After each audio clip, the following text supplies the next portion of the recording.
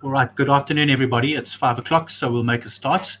Firstly, thank you very much for joining us.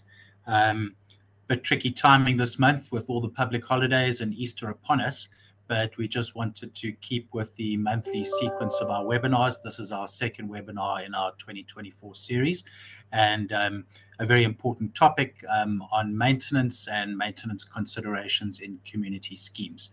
I'd like just to introduce my panelist colleagues quickly. We've got Peter Menon, who's head of legal and marketing at Trafalgar. Peter's based in Cape Town and joining us from there. Also, as usual, Karine Coetzee, my colleague, also based in Cape Town. Karine's 20 plus years of experience. I think it's 25 now, Karine, as a property management consultant and very much well informed on sectional title and community scheme legislation and all the many acts that apply to our industry. So welcome to my colleagues, and thanks very much for joining us. We thought we'd try a slightly different format this evening, and in the interests of trying to target what we talk about to your questions, to common challenges you experience, any uncertainties at all, we'd like to follow the lead of your questions. So please don't hesitate to, log a question in the Q&A, and we will speak to those. We'll endeavor to cover all of them. We hope to pick up on those themes and really then just tailor the content to your questions this evening. At the end, as usual, there'll be a short survey pop-up. It shouldn't take more than 30 seconds for those that would like to give feedback on how you found the webinar, and really importantly, how we can improve the presentation and any topics you'd like us to cover next time. Our next webinar is planned for Thursday, the 25th of April. We try for the fourth Thursday of every month, and we're going to speak to the topic of debt collection, which is becoming ever more challenging in the tightening economic conditions and ever more important considering cash flow and the importance of regular cash flow to operate community schemes and the service delivery requirements. We did talk to this topic of maintenance last year, in May last year. So that webinar is relevant. It's certainly got useful content to refer to. You will find it on our training website, which is training.trafalgar.co.za. If you look under the webinars tab, you will find the 2023 series. And in May, we talked to the topic of maintenance, 10-year maintenance plans, and preventative maintenance, which might be useful to refer to, or just to know it's there if a maintenance query comes up. I'm very much interested in maintenance. It's a topic I find very interesting and rewarding. It's very tangible, it's very visible, it's very quantifiable, and it's very important because, maintenance in community schemes is visible to all the residents on a daily basis. It has the impact on your lifestyles, on your convenience, and on the resale values of significant assets. And for all of those reasons, it's really important that it's taken care of effectively, efficiently, and really professionally, because there's big sums of money involved. There are important implications, and actually it can be done well if it's set up and structured correctly. And we'll talk about that this evening. Maybe just a few words of introduction from my side. I'm Andrew Schaefer, based in Johannesburg. I'll be handing over to my colleague Karine, who's got some, useful reminders in terms of, maintenance and how you determine who's responsible for which maintenance cost and what those, key parameters or considerations are. But just before we get there, from my side, I'd like to suggest that, it's helpful for a particular trustee or director to be assigned the maintenance portfolio. That's helpful because you want a clear and identifiable responsibility and accountability. It specializes the workload in the boards of trustees and directors, and it means that somebody's thinking and taking care of maintenance on a daily basis. There's no substitute for walking the property and the common property and seeing what's happening on a daily basis, checking for leaking taps, broken lights, broken windows, etc. That's really important, and it can't be done easily remotely unless, for example, there's a caretaker or a reliable staff member that will report those items to be addressed quickly. But I find it very helpful, and based on more than 20 years of experience as well, I find it very useful, and certainly the complexes that are more effective with managing maintenance tend to have a maintenance trustee or director, somebody that is directly accountable, that oversees it on a daily basis, that does make sure that the common property is checked on a regular basis, if not daily, weekly, would be recommended, and that there's a clearly defined process in terms of who's organizing quotes. Is it the managing agent? Is it the caretaker? Is it even the trustee? How those quotes are approved. For example, is it the trustee alone? Is it the chairman or finance trustee? And cross-checking the budget provisions and making sure how maintenance jobs are signed off. So I'm really talking about a structure and a process that is predefined, that it's in place, that it's working. And that speaks to time efficiency, punctuality, and the effectiveness with which maintenance is dealt with, which can be done. It should be set up very quickly after the AGM when trustees and directors are elected.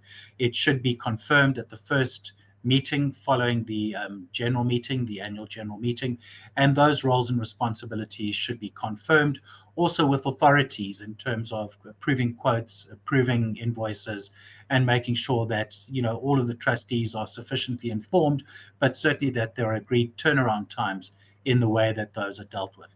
So that's really important. I always think it's the mark of an effective board of trustees where maintenance happens efficiently, where the condition of the common property is up to standard and meeting the expectations of owners and residents, and also that the health and safety compliance checks are fully up to date. They're attended to every year on time, on budget, with no delay and no fail, because that has serious, implications in terms of insurance claims, in terms of liability, if that is not done. And I'm talking about the annual fire servicing, doing the major servicing of fire equipment every 5 years, the lift Annexure B inspections, and those elements. Also, the 10-year maintenance plan to make sure it's in place, that it's updated annually, that it is ready with a 10-year maintenance budget for the AGM, and that there's no delay. Certainly, the managing agent can help, but most certainly the trustees and directors need to be involved because they hold the authority to approve those various budgets and plans and action steps, and need to be closely involved. So, I think those are very good indicators of an effective governance and board in place in a community scheme. And once again, it can be done. It does make a difference in terms of, the condition of what you see on a day-to-day basis at a property, at a community scheme. And it actually does make a difference over time to the resale values and property growth and the impression, of buyers for a particular community estate. So I'd like to emphasize that. I've seen that time and again, and I would urge everyone to take charge of that and make sure that it is taken care of. Just the last point I'd like to raise by introduction is just a growingly important link between the insurance policy and the insurance provisions at your community scheme and maintenance. Now, that might sound a bit cryptic and a little bit, not that clear, but there's a significant trend unfolding in South Africa, in fact, globally, in the insurance space, where it is becoming harder and harder, to achieve insurance for complexes for a number of reasons. Number one, the claims ratios in sectional title and community schemes tend to be reasonably high. Rates tend to be reasonably low. Therefore, loss ratios tend to be high. And insurance companies become uncomfortable if the loss ratio, which is the value of the claims divided by the premium, if that becomes higher than 60%, that quickly tips the insurance company into a loss when one factors in commissions, claims costs, and assessors costs which go with claims processing.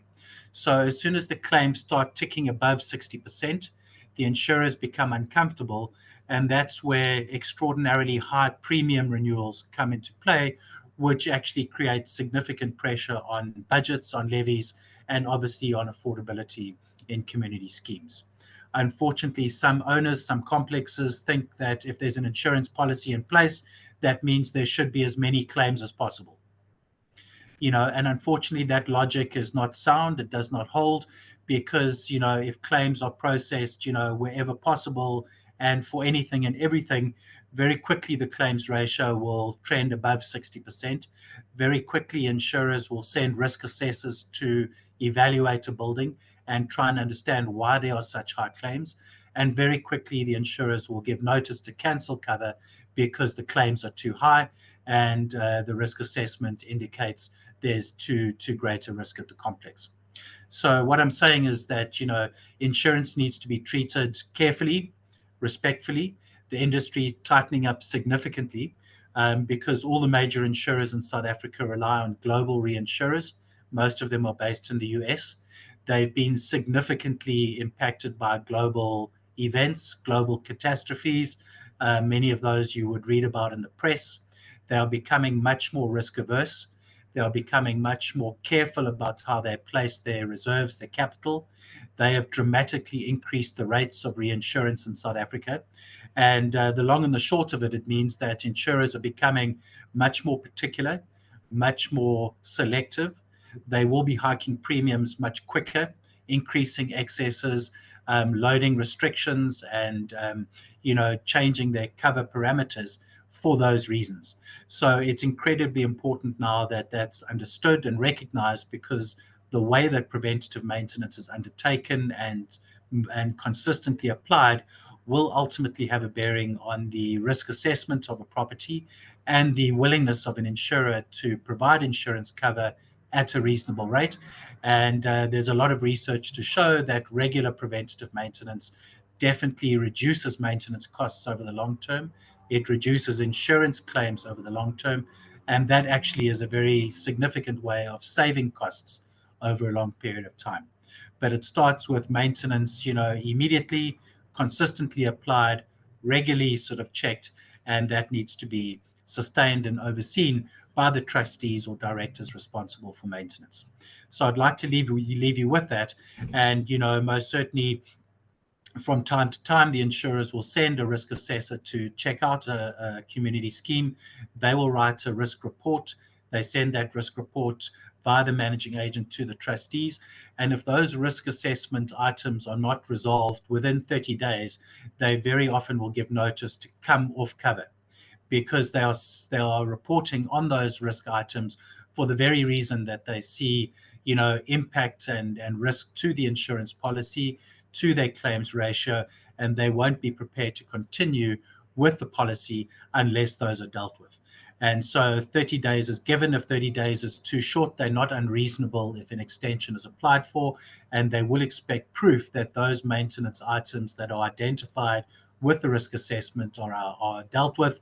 The invoices need to be provided as proof of that being taken care of, and that's the way in which that will be addressed. But most definitely, that is maintenance related, and it definitely has to be taken seriously. And we definitely have seen many buildings, basically cancelled insurance policies because they have failed to keep up with maintenance. They have failed to take action with risk assessments. And if a risk assessment is severe, it can be very expensive, I understand, but that is the culmination of a prolonged period of neglected maintenance. So I think that just highlights the importance of this topic, of this focus area. I'm certainly not wanting to alarm anyone. I'm just trying to highlight and emphasize the importance of this particular area. Karine, with that introduction in mind, I'm going to hand over to you to continue. Thank you very much. Thanks, Andrew. So yeah, as an introduction from my side, I would just like to take you through the basics. So when we look at maintenance at a community scheme, basically at a body corporate, we have to pick who is responsible. Is it the body corporate or is it the unit owner? Because those are basically the two parties that could be responsible in some of the cases. So what we then do is we have a look at the sectional plan, and we have a look at the median line, because the Sectional Title Schemes Management Act says that the division between section and common property is the median line that runs through the middle of the ceiling, the middle of the walls, and the middle of the floor. So as you can see on that illustration, the green area inwards, that is basically the inside of the median line. So that is the section. And then the red outwards, that is common property. That is where the body corporate responsibility comes in. So just to refer you back to the sections of the Act says that the body corporate is responsible for the common property, the red, the outside, towards the roof, towards the foundations, the outsides of the walls. And the Act also says that the owner is responsible for the section. So the inside of the median line is the section, and those are the references there. So when we look at a body corporate, I'll come to homeowners associations just now, but when we look at a body corporate and somebody comes through with a complaint with regards to a maintenance issue, we need to assess that common property, then it will be the body corporate's responsibility. Is it part of the section, then it will be the owner's responsibility, or is it maybe an exclusive use area? And the only way that it can be an exclusive use area is either on the plans, the sectional plans, or in the rules. There's no other way to make exclusive use areas. Even though you have a balcony on the 25th floor and nobody can access it except for yourself, does not necessarily make it your exclusive use area. It could be common property. We have to check certain documents. The documents we need to check to ascertain this is the sectional plans, as I said, and then also the approved management and the approved conduct rules. Because if it's exclusive use in terms of the rules, we need to have those rules. And it's important, the emphasis is on approved rules, not just rules that were made at some stage. The rules since 2016 have to be approved by CSOS after it was approved by the owners. So not going to go into the details of approving rules, but just saying make sure that you've got the approved rules. When it comes to a homeowners association, it is a bit more simple because everything on the stand is the owner's responsibility, and everything outside of the stands is common property. So like the roadways, if there's a gatehouse, if there's a park, things like that would be common property. But everything on your stand, if you're in a homeowners association, is your responsibility. There's no median line in a homeowners association. There's no the roof is the responsibility of the homeowners association. Everything on your stand. So if you've got a roof leak, it's your problem. If you've got damp problems, it's your problem in a homeowners association. And we also still need the documents to verify. We need a layout plan of the estate. And if it's a company, we will need the memorandum of incorporation, the MOI. If it's a voluntary association or a common law association, we'll need the constitution.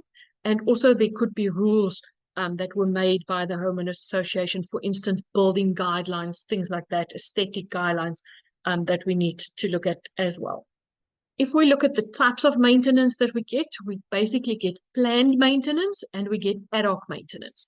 So planned maintenance, this is where your 10-year maintenance plan will come in, where it's specifically proactively getting estimates, doing a plan for the next 10 years. But we'll talk a little bit later about the 10-year maintenance plan as well. And then ad hoc maintenance, that's reactive maintenance. That's where something happens and we react to it. It could be emergency maintenance, it could be daily maintenance items, but that is basically reactive maintenance. So the planned maintenance is funded by the reserve fund when it comes to a body corporate, and the ad hoc maintenance is funded by the administrative fund when it comes to a body corporate.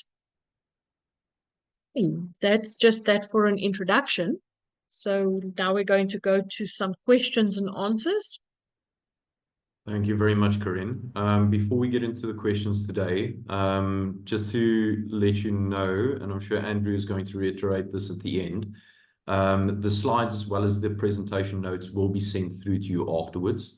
If you're not yet a subscriber of the newsletter, we'll send through a link at the end as well so that you can subscribe.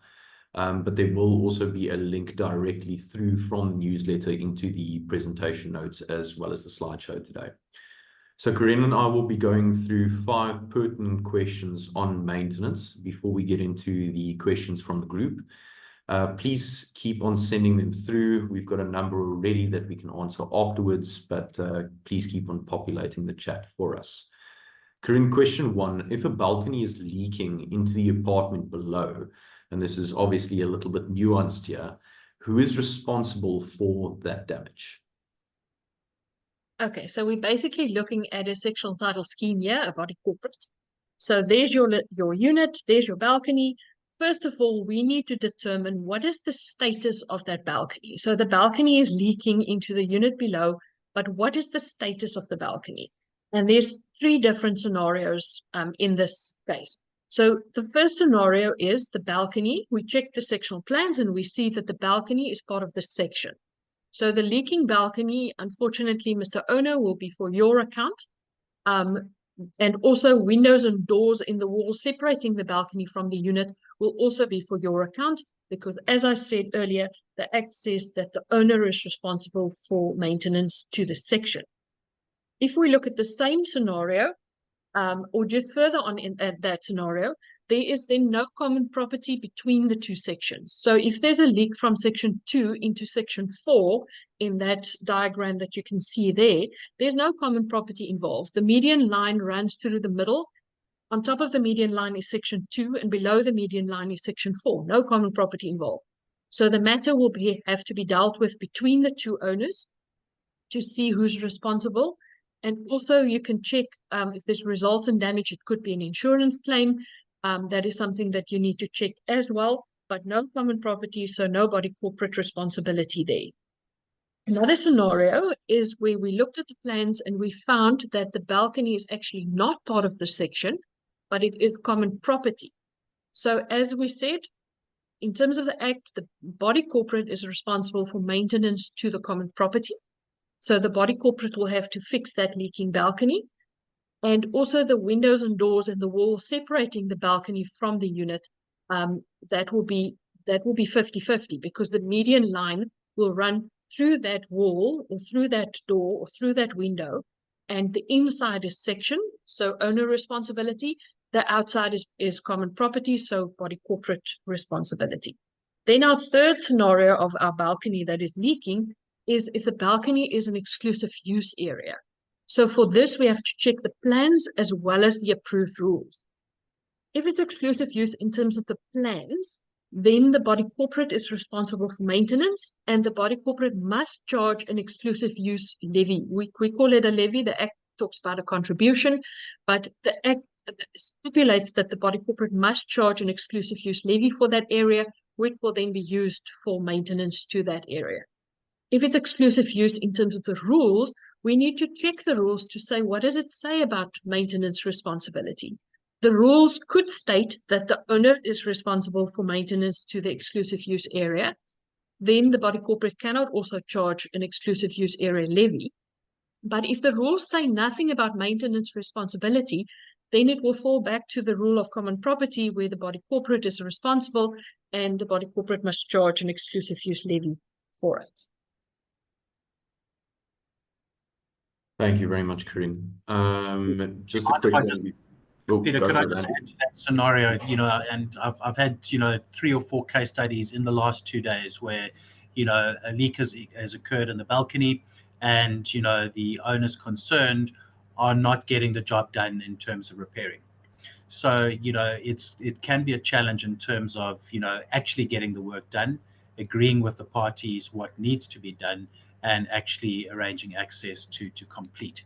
What is your advice in terms of actually, having the leak detection, getting the cooperation of the adjacent sort of unit owners, and making the decisions in terms of who's going to appoint and pay a leak detector, for example, who is going to commit to the costs? What does one do if the owners do not cooperate, or if they're out the country, or if it's not urgent to them and it's taking too long to do? So I've seen exactly all of those scenarios in the last 2 days, and it does become a challenge to escalate and expedite what should be fairly simple repairs. And definitely in maintenance, a stitch in time saves 9. The longer it's delayed, the longer it procrastinates, the more far-reaching the resultant damages become, and therefore the job does become more and more expensive as time continues. So just a few words, Corinne, just on the practicalities and the logistics. So yes, the responsibility might be clear. Unfortunately, not everyone does the right thing or the expected thing in a reasonable amount of time, which becomes a headache, certainly for the owner who's being impacted by a leaking roof or bathroom or balcony or whatever the case might be. Yeah, definitely, Andrew. So basically what the Act says that, I think that with the Act, they tried to give a remedy, but they weren't really successful. So the Act says that if the owner does not do the maintenance to his section that he's supposed to be doing, the body corporate can step in and do the maintenance. So all fair and well. How does the body corporate get access to the unit to do the maintenance?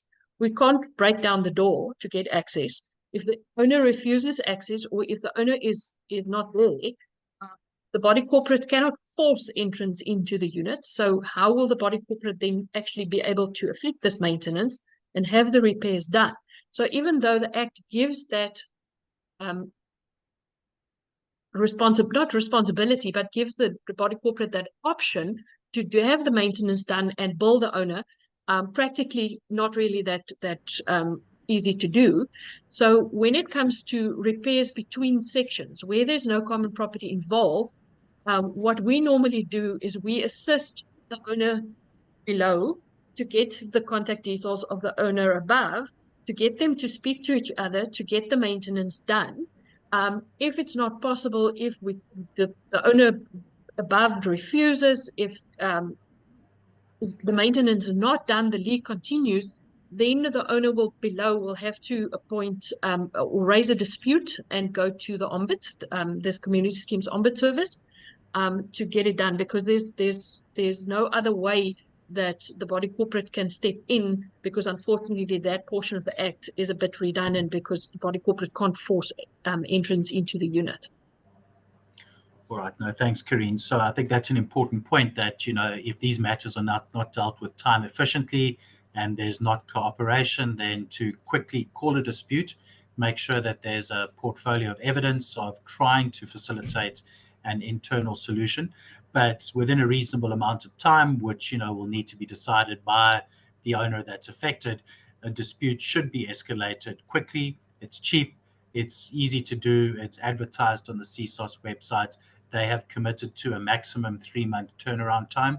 They do come out with a binding ruling that can be stamped and made an order of court to be fully enforceable, and that would give more authority to intervene and get the job done. So unfortunately, whilst the responsibilities are clear, the follow-through can be complicated for various practical reasons, as explained. So I think that's just an important point to add. Peter, back to you. Thanks, Andrew. Just a note on those CSOS applications as well. I think it's very important when drafting the application itself, please go and have a look at Section 39 of the CSOS Act. It predetermines exactly what prayers a person may ask for. So asking things like access to the unit won't necessarily fall within their mandate, but specifically asking that the maintenance is to be done. There is sections in terms of Section 39 that you can go and utilize for that. Thanks, Karine. You can go to the next question. Question 2, why is Trafalgar the managing agent not attending to the maintenance at my scheme? Why did Trafalgar not paint our buildings? And the list goes on. It all boils down to who is responsible for maintenance. Is it the managing agent, as some people believe? So basically the question, is it the responsibility of the trustees, the body corporate, or the managing agency to attend to the maintenance? Peter, okay, to refer back to the Sectional Title Schemes Management Act, body corporate maintenance responsibility lies with the trustees. The reason why I say that is if you look at Section 3, it states that the body corporate must maintain all common property. So the body corporate, that's all the owners together. And then Section 7 of the Act says that the functions and powers, so this is one of the functions of the body corporate, to maintain all the common property. And then Section 7 says the functions and powers to be performed and exercised by the trustees. So it's definitely the responsibility of the trustees. There's nowhere in the Sectional Title Schemes Management Act that it states that it is the managing agent's responsibility to do maintenance. However, we do assist in that we assist the trustees to obtain quotes. We assist the owners to obtain quotes. We assist and help and facilitate, but the responsibility definitely does not lie with the managing agent, but rather with the trustees. Thank you, Karine. Could I add, Peter? So, as much as, again, we need to think about practicalities as well. So as much as the responsibility is clear, it takes money and funds and reserves to be able to afford maintenance.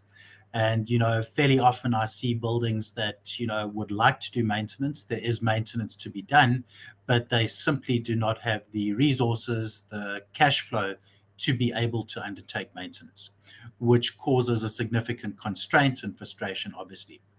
So, this speaks to effective financial management, budgeting, thoughtfully for maintenance, because there's no doubt that maintenance that's budgeted, that's planned for, where levies are collected to fund that particular maintenance, it's much more likely to happen because it's been approved in the budget at the AGM.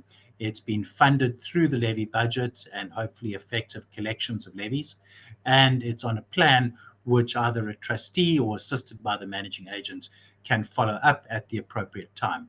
And the 10-year maintenance plan has preventative maintenance projects mapped out over a 10-year period linked to, particular maintenance cycles of like waterproofing or painting, etc. And those projects can then be picked up and planned in those cycles and that timing to make sure it's done. But it's important that there is a budget behind it and funding the work to be done. So, I think always think about the practicalities and the context, which will be important to enable the trustees to exercise that responsibility time efficiently and effectively, because without cash flow, without funding, it's going to be a challenge to do, whomever is responsible. Thanks, Peter. Back to you. Nice, and that's why that 10-year maintenance plan is so incredibly important. Thanks, Corinne. You can move over to next. Would you like to touch on this? Yes, I would like to touch on with an HOA. As I said, everything on the stand is the responsibility of the owner, and everything on common property is the responsibility of an HOA. But I wanted to show an example where of an HOA where it was decided that, and it was very strange when I first came across this, where it was decided by the owners a number of years ago that the HOA will be responsible for painting of all the houses. So they included it in their levies, it's part of the levies, and every 10 years or so, the levy fund is used to paint the scheme. So it is possible to do that in an HOA, but normally standard practice, everything on the stand is the responsibility of the owner. So you have to paint your own house, and everything on common property is the responsibility of the HOA. So the guardhouse, the fence, the perimeter wall, that should be painted by the homeowners association. So again, no maintenance responsibility on the managing agent, but we do assist. Brilliant. This sort of ties in a little bit with one of the questions that we've received. Within an HOA, obviously the ill maintenance of a property affects the property prices of everybody's investment within that HOA if it's left derelict. What can an HOA do if a specific owner does not attend to their maintenance in accordance with the rules? Yeah, so you have to carefully word your rules, or put it in your MOI or constitution, but the responsibility sits with the owner. But if you want to, for instance, have penalties or fines or things like that, it will have to be included in the rules. In order for the HOA to enforce those. Thank you. That was from Trevor.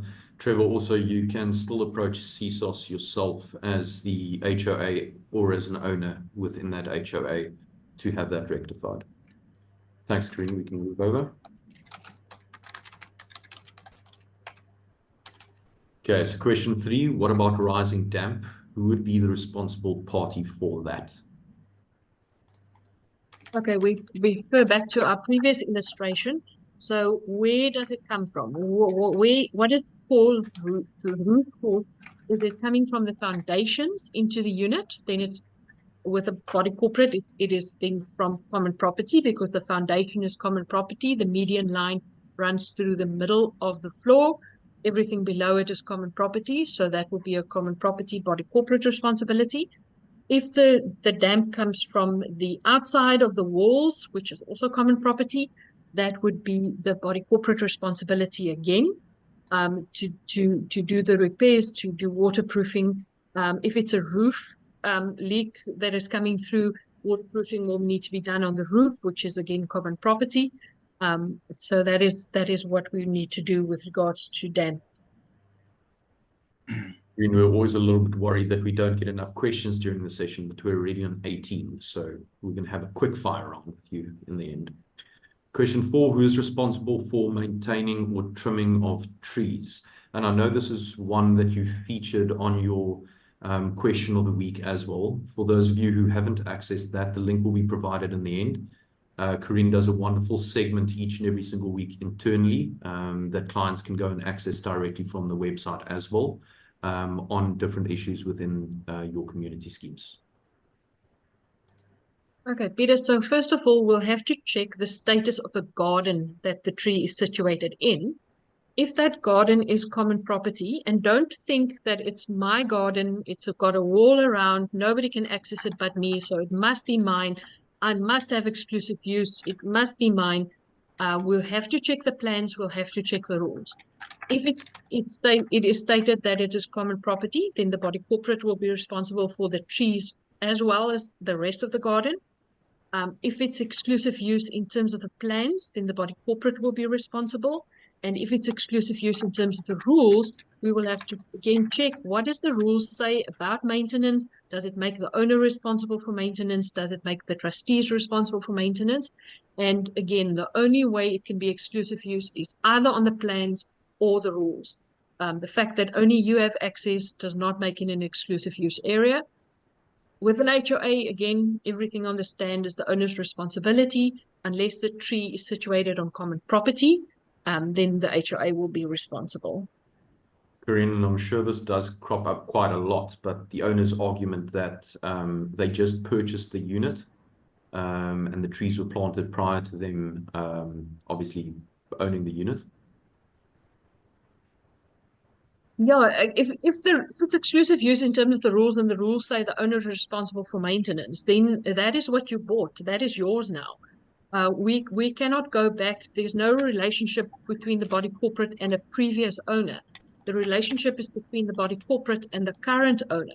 So if a tree is causing damage to the perimeter wall, for instance, and it's an exclusive use area in terms of the rules, and the rules say the owner is responsible, then that owner will be responsible, even if you just recently bought that unit. That's why you should do your homework absolutely properly before you buy, to see what is included in your responsibility and what is included in the body corporate responsibility. And neighbors' trees, Corinne, so trees coming over from a neighboring complex, overshadowing somebody else's garden next door. Yeah, so there the body corporate will have to step in to contact the neighbors. If it's another complex, then they can find out who's the managing agent, speak through them with the trustees to get it resolved. If it's a freestanding house, walk around, knock on the door, see who's the owner, speak to them with regards to their trees. We have at our complex, for instance, we have an electric fence, and we constantly have to walk around, knock on the neighbor's door to say, please, can you trim your trees? You are damaging our electric fence. So yeah, it's good to have a good relationship with your neighbors. And a question here, we've got, Corinne, just a council tree with roots pushing up on, body corporate or HOA infrastructure. Council saying they don't have money to deal with it. What are the rights of the community scheme to prune or fell council trees if it's causing damages internally? I don't really have an answer. I don't know. I don't know how far. It depends probably on the council bylaws. But if council is saying they can't do anything, then surely they can't stop you from doing something. What do you think, Peter? Yeah, it's an interesting, it also depends on what tree it is, because some trees are protected in certain areas. I know there was a situation in Pretoria with certain trees that were protected that they couldn't get council permission to remove. And one of the owners removed one of the trees in quite a nefarious method by poisoning the tree quite slowly over time. And one of the other owners actually ratted him out to council. So you're going to need council permission in most instances for this. But I'm sure if yeah, if you can contact counsel and make contact with counsel and actually explain the scenario, and give a good reasoning for it and take over the cost yourself, it should be fine. But it is going to be a difficult one to go ahead in certain council or municipalities. Okay, great. Thank you. Okay, question 5. What is the 10-year maintenance plan? Karine, this is a very loaded question. I'm sure you can spend 45 minutes on this, but go for it. Yeah, I'm just going to go over the basics. So this is a requirement by the Sexual Title Schemes Management Act. So it's only a requirement by law for bodies corporate.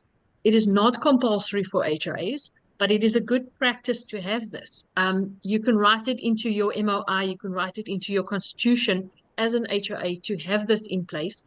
The Act basically says that you have to have a plan for the next 10 years to estimate what will need to be replaced or repaired, what it is estimated to be going to cost, what is the expected life of an item. So you will basically have to do an assessment of your scheme to say what major capital items do we have. In other words, do we have a roadway that need to be tarred? That would be a major capital item. Do we have a perimeter fence that needs to be repaired, electric fencing, a wall that needs to be painted? What are those items that would really need maintenance input and so to assess, first of all, what is there, what do we have to include in our plan? And then we need to look and say, what is the expected lifespan of these items? The fence will have to be replaced within 4 years' time. The walls will have to be painted within 6 years' time. What is the expected life of those items? And that will determine in which year of the 10 years you will have to fit this in. Get quotes, get estimates, and then basically a premium maintenance plan can look something like this. A basic spreadsheet with your 10 years, with the items listed, with each item an estimate listed in the specific year when you're planning to do those repairs. And that is your 10-year plan. Every year, this plan has to be approved at the annual general meeting. It is a rolling plan. So year 1 will fall away and another year will be added at the end. So every year 1 will fall away and another year will be added at the end. It's rolling. It has to be tabled at every single annual general meeting of a body corporate. And as I said, you can write it into your HOA governance documents as well, because it's good practice to have something like this, to do preventative maintenance. And basically that it's just like a summary of the 10-year maintenance plan. Thank you, Karine. And just touching on the reserve fund specifically on this, I know there's a calculation that needs to be done on this. Would you just quickly take us through that calculation of the reserve fund and what's required there? Oh, sorry, I unfortunately didn't prepare for that. That is like a sliding scale. That is a sliding scale and a financial. And when it comes to financial, my brain just freezes up. Perfect, no problem. We'll pop it in the chat. Just an interesting one regarding the trees. You can approach the local municipality, example Cape Town, who may refer you to the divisional council or even provincial authorities for permission to cut back, kill off, or otherwise remove vegetation outside of the complex through an approved contractor acceptable to the authority. This may be related as to the indigenous vegetation or not. Thank you for that, Frank. Andrew, you can carry it forward for us, please. Good. All right, thank you. So we'll work through the open questions we've got. Hopefully we can cover them. There are a few themes, but hopefully this will be of interest to our attendees today. So there's a question starting with from Astrid, a question about a leak and an insurance claim and who's going to pay for the leak detection. It's a bit of a story, but remember that it's not always obvious where a leak is coming from. Water can track in very strange and unusual paths from, very remote places, and it's not always directly above where the leak is manifested. So it's always sensible to have a leak detection done, to get an official report from a specialist to check and test where a leak is coming from. Because as Karine said, the location of the leak and the nature of the leak does actually impact who is responsible for paying it, and actually that same party would typically pay for the leak detection. but it might be necessary for the owner who's affected or the body corporate to assist to pay for the leak detection, because that is the basis on which the repair is going to be undertaken. Remember that an insurance claim is related to a peril. It's a once-off event such as a storm, a lightning strike, hail, whatever the case might be. But the insurers will not pay claims related to maintenance. So if there's, for example, a waterproofing issue, or a crack in a wall, etc., causing a leak, that wouldn't be a valid insurance claim because it's not related to a peril, and the insurance company will most likely repudiate that claim because it's maintenance and not insurance related. I neglected to say at the beginning that the insurers have clearly indicated now that they will be expecting proof of annual roof maintenance to entertain resultant damage claims from leaks through roofs. So up to date, insurers have typically entertained claims for, repainting damages to cupboards or flooring related to a roof leak. But because of what I said about claims ratios and just exorbitant loss ratios, they are pushing back very hard, and they will now be expecting that proof of annual roof maintenance to demonstrate that the resultant damage is not maintenance related. So just to answer the specific question, I would say it would be highly recommended for the owner impacted by a leak to organize a leak detection with a recognized specialist, to obtain an official written report, and then on the basis of where that leak is emanating, reach out to the managing agent to assist. They will bring it to the attention of the trustees, but the exact location of that leak will determine how the leak's repaired, who's responsible, who needs to be consulted, and to tee it up in that way. So, that refers to what we said earlier. So I think that's the point I'd like to make there. Just a quick question. There's a question about, if it's advisable to have a maintenance manager or a caretaker, and really how to get the best out of, staff that work for an estate. And, it does come down to affordability and the budgeting that we talked about to make sure that maintenance and supervising maintenance is achievable. But what I will say is that certainly somebody on the ground, on site, adds value. Obviously comes at a cost. If that cost is affordable to the estate in terms of the levy budget, good and well. I think then a caretaker, building manager, maintenance manager, they all overlap in their roles and responsibilities. But it's very helpful to have somebody checking every day, supervising what the community scheme staff are doing, meeting contractors, supervising their work, signing job cards. It takes a lot of pressure off the trustees, and it definitely is worth considering. It's absolutely possible to get a part-time sort of person, a part-time caretaker, a part-time maintenance manager. Those are absolutely available. We have a so-called flexi caretaker service, which is really a part-time caretaker. They're absolutely available as and when required. They normally develop a schedule, and that schedule defines the visitation, the time taken, and that obviously links to scope and cost and reporting, but that can also be done as a hybrid sort of model. But, one does find if staff working at an estate do not have job descriptions, if they are not managed by an accountable party, naturally you're not going to get the best results from those resources, and that would be a pity. And that would then fall within the scope of the maintenance trustee or director to make sure that there is supervision, that there is proper performance management, that there is the appropriate outcome from that cost, and that the right levels of facility management are happening. So, those are just general comments. It's not rocket science. It's fairly, kind of common sense, but it's important to think about it, to come up with a workable model, an affordable model, which links to the budget, and then to make sure that it's managed and overseen so that it can be improved and maintained in an appropriate way. Peter, I'll hand over to you to refer to one of the next questions. Thanks. Thank you very much, Andrew. Corinne, just an interesting one. I'm going to scroll down from the top. But when it comes to defining maintenance, repair, replacement, improvements, perhaps you can just touch on improvements versus maintenance and what that sort of means within the community scheme landscape. Yeah, Peter, so maintenance means something is not working or damaged and needs to be repaired. So we are not improving anything. We are not replacing anything with something better. We are taking something that is there and just repairing it. So that is basically just the simple definition for maintenance. If we look at an improvement, we are now putting something there that wasn't there before, that will be an improvement, that will be something better, that will be something different than what that was there before. So if, for instance, we have a fence and the fence is damaged, it will be maintenance to repair the fence. But if we have a fence and we feel that we need more security, so we're adding an electric fence on top of that fence or that perimeter wall, that would be an improvement to the common property.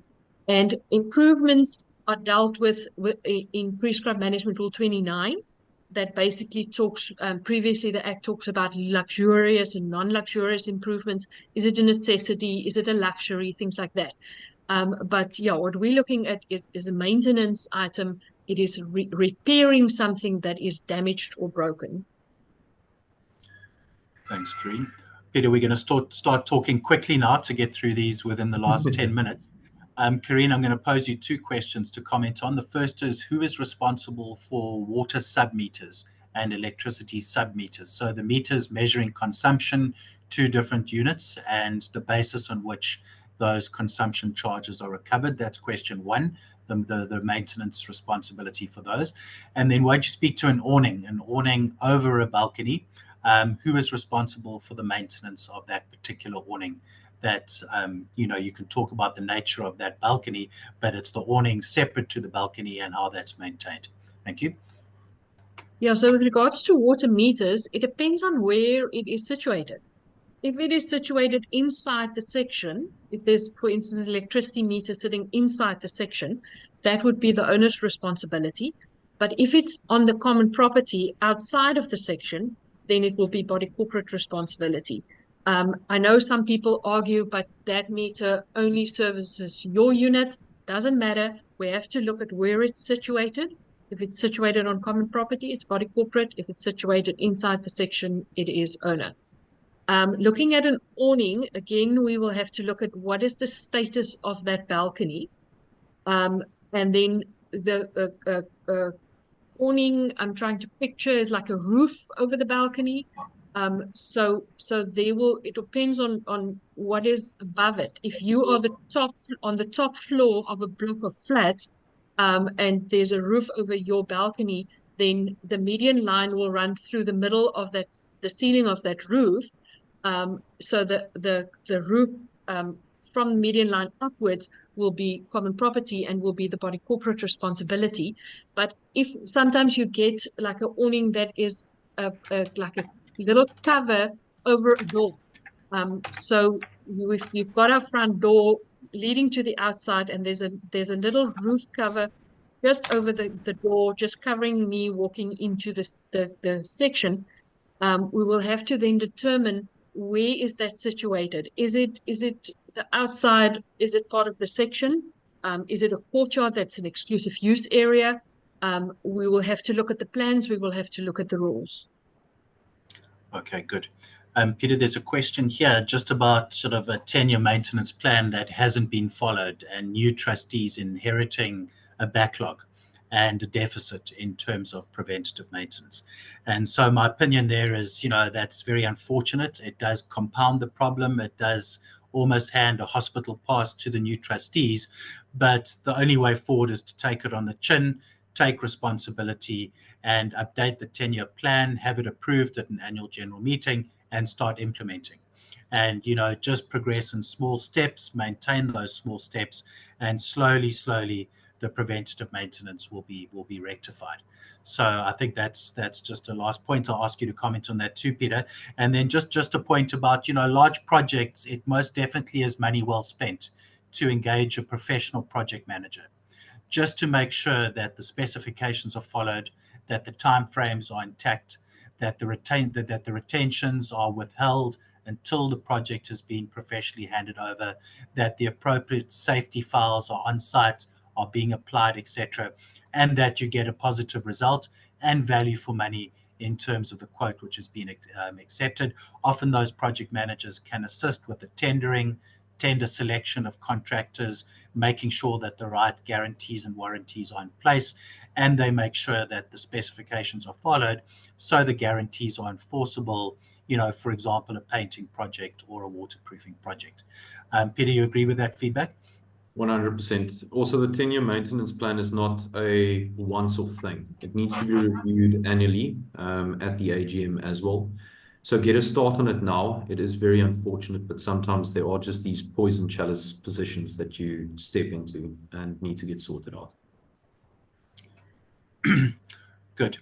There's lots of issues with leaking, etc., but I think we have covered that. An interesting question back to trees, Karine. Can the body corporate plant trees where they would like, even if it might affect an owner's view or cause maintenance complications, for example, leaves and gutters? So, in my opinion, planting a tree is an improvement to the common property. The trustees cannot make that decision on their own. They have to go back to the owners. They have to ask the question, is it a necessity or is it a luxury? And then follow the procedures in terms of the act. But it doesn't matter if it's a necessity or a luxury, you still need owner approval. The trustees cannot just decide to do it because I see it as an improvement to the common property.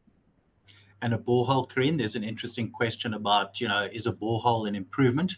And, linked to that, how would you finance a borehole if it was approved? Yeah, so again, installing something that wasn't there before is definitely an improvement to the common property. So if the body corporate, for instance, we had in Cape Town a couple of years ago, day zero was approaching, water was scarce. We had that in Kaberga the other day. So it could happen that the body corporate decide to go for the option of boreholes. That will definitely be an improvement to the common property, and I'm sure in such drought-based areas, you will have the luxury of the argument to say that it's a necessity and not a luxury. We have to do it. It's not a luxury. Then it's easier to get permission, but you still need to get permission from the owners. In terms of how to finance it, the various options, you can raise a special levy, you can take a loan. There's different ways to finance a borehole installation. I mean, there are even service providers now that finance it on their side, and they charge half of the municipal savings. So you can actually outsource the cost to a service provider, and they will then manage, monitor service filtration equipment and take care of all the financing and maintenance. And the cost, like I said, is half of the municipal savings. You can certainly contact me if you're interested in a referral for that. Karine, we're coming to the end, but I think interesting questions related to shared costs. So speak to windows. Windows where there could be damages from the putties deteriorating, the frames deteriorating, water ingress into the unit. There's resultant damage. Who's now responsible for this cost to, number one, repair the windows which cross the median line of a section, and also the resultant damage which is linked to that maintenance issue of a window? Yeah, Andrew, so many years ago, the Act stated that it depends on where the window is situated in terms of the median line. That was changed many years ago to say that the median line now runs through the window. Doesn't matter where the window is situated. If it's situated more towards the outside, more towards the inside, doesn't matter. The median line runs through the middle of that window, runs through the middle of that door. So if there's maintenance needed, we will have to look at where is it coming from? Is it due to lack of maintenance on the inside because the owner is responsible for the inside? It can be a window, it can be a door, it can be a garage door. Was it due to lack of maintenance done on the inside? Was it due to lack of maintenance done on the outside? Then the body corporate will be responsible. Or is it just wear and tear through the putty is falling out, inside, outside, doesn't matter. It needs to be replaced. Then the costs will be shared 50-50 between the owner and the body corporate, because, as I said, the median line runs through the middle of that window. If the window is situated on on a balcony, going onto a balcony, and the balcony is part of the section, then the owner will be responsible fully for that window. Doesn't matter what the cost is. We get also people wanting to replace wooden windows with aluminium windows, for instance. That would be an improvement. So yes, the window is damaged and it has to be repaired, but you're not repairing it, you're replacing it with something that wasn't there before. So then it will be an improvement, and then we have to deal with the correct authorization for that.